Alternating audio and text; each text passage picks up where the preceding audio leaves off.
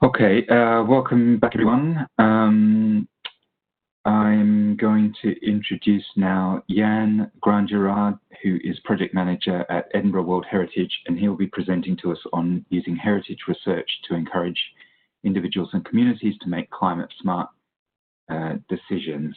And I'll ask you to continue to use the Q&A box to add your questions. And we have a second speaker after Yann, and then we'll take the two questions to both speakers collectively at the end of this session. Thanks, Rodney, for introducing me and for inviting me to speak today. So my name is Yann Grandgirard. I'm Senior Project Manager with Edinburgh World Heritage. And today I'm going to talk about how we can use heritage research to encourage individuals and communities to make climate smart decisions.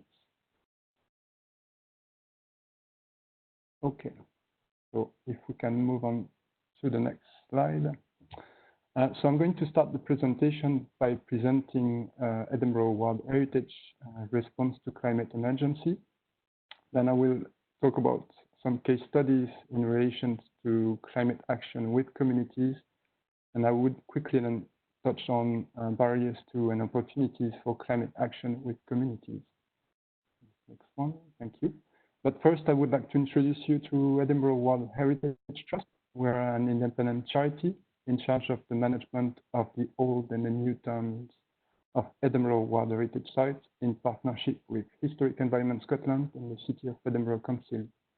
Our objectives are to protect, to promote, and to build capacity and resilience within the World Heritage Sites. And as stated in our vision and our mission, which is to connect people to their heritage, much of our work is focused on community engagement. Next slide, please. In the last 10 years, we've been involved in a couple of projects or actions focusing on climate change, but we were lacking a long-term strategy to guide us. And this was addressed last June with the adoption of a strategy for the organization in response to the climate emergency.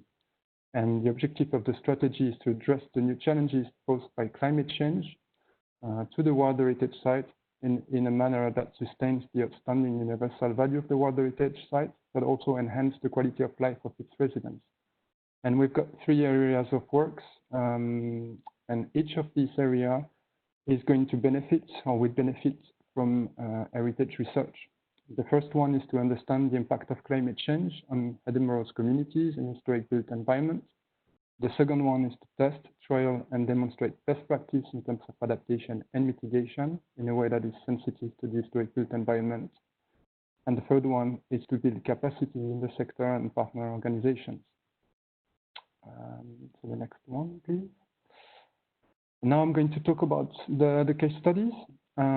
And the first one is the climate change risk assessment of Edinburgh's World Heritage Sites. So it's about to start. It's a 1-year project funded by the Place-Based Climate Action Network Fund. And the objective of the project is to understand and define the challenges to Edinburgh's World Heritage Site posed by climate change. And we'll do that through the lens of the local community. So the project will be based on an extensive community engagement process. And this would include difficult to reach communities. So it's very much a bottom-up risk assessment methodology that will be based on values, both the outstanding universal value of the World Heritage Site and the local values. So we're going to look at the local knowledge from the local communities. Could you change the next one, please? Thanks. The project will also be an opportunity to test the Climate Vulnerability Index methodology in 2021. So this is a rapid risk assessment tool for World Heritage Site properties developed by James Cook University. We organized a 2- or 3-day workshop in partnership with Historic Environment Scotland. And this would be the first time that the tool would be applied to a urban World Heritage Site. Last year, the tool was tested for the first time in a cultural World Heritage Site in Orkney.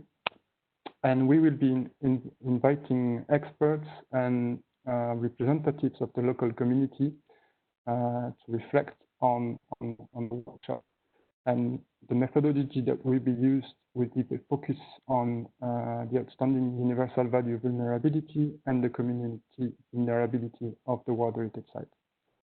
Can you go back to the previous one? Thanks.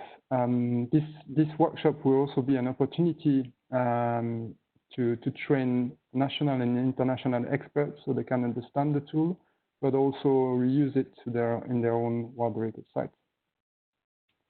We'll move on to the next one, please. Thank you. So the project will deliver a couple of outcomes. First and foremost, we're going to engage with the wider community on climate change issues in relation to their heritage. We'll be gathering data on local climate change issues, and we will use this data to propose local climate actions and inform an action plan in the water-rated sites. And this would feed in the new water-rated site management plan that is expected in 2022. The project will also create a strong link between local communities and policymakers and promote a collaborative approach to tackle climate change issues locally. We also propose a replicable approach to climate change risk assessment based on community engagement. And thanks to the project, we will disseminate learnings and create new research opportunities.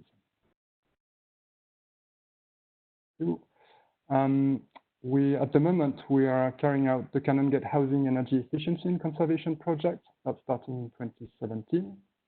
It's a pilot project funded by the Scottish Government and the Scottish Power Energy Network Green Economy Fund, and we are delivering it in partnership with the City of Edinburgh Council. The objective is to empower a group of owners to improve the efficiency and conserve a delisted post-war building located on the Royal Mile in the water-rated site of Edinburgh. So we're looking at an integrated approach that is combining conservation and energy efficiency, and we are trying to find the right balance between both. The project outcome would be a replicable delivery model that could be used in other historic buildings. Thank you. We've also been involved in other pilot projects in the past, and we've got an example of two pilot projects here. These pilot projects were run by a local charity called ChangeWorks, and they were looking at strategies in terms of energy efficiency and renewable in a B-listed Georgian tenement building in the water-rated site. Move on to the next one, please. Thank you. Part of our role at Admiral World Heritage is to support community resilience, and we've organized in the past a couple of workshops in 2016 and 2017, where we help the local community, both residents and owners, to improve the efficiency of their properties. The workshop were focusing on window repair or draft proofing. We've also produced a guide on energy efficiency in traditional buildings in the water-rated site in 2013.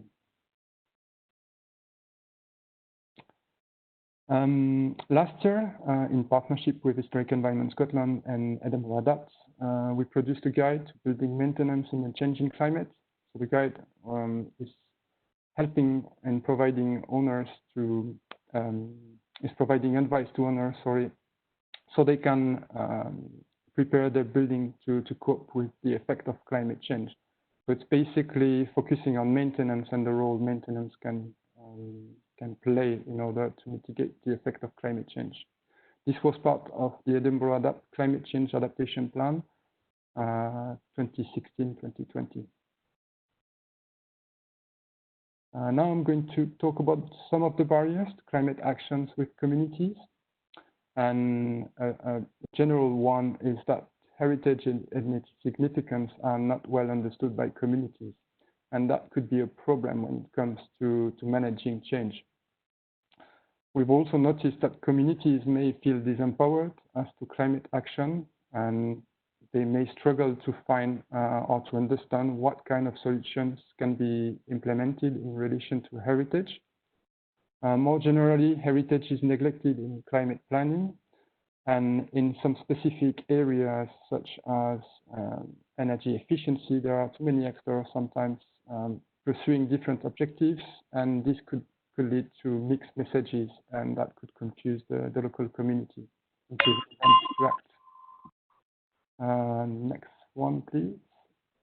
And finally, I would like to talk quickly about the opportunities for heritage research in relation to climate action with communities. We feel that there is a need for tools to better engage with communities, especially connect them with their heritage. We also need to establish good practice and methodologies in relation to adaptation and mitigation to climate change in the context of heritage. And as a result, we need more pilot projects to make sure we understand and we've got the right tools in place and we understand what can work.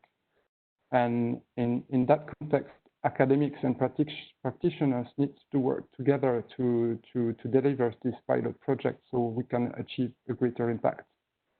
If we have a look at the wider picture, heritage can be used as a catalyst to climate action and inspire others to act. If we can do and deliver relevant actions in relation to climate change in a constrained area such as the World Heritage Site, then it's possible to do it in other parts of the city.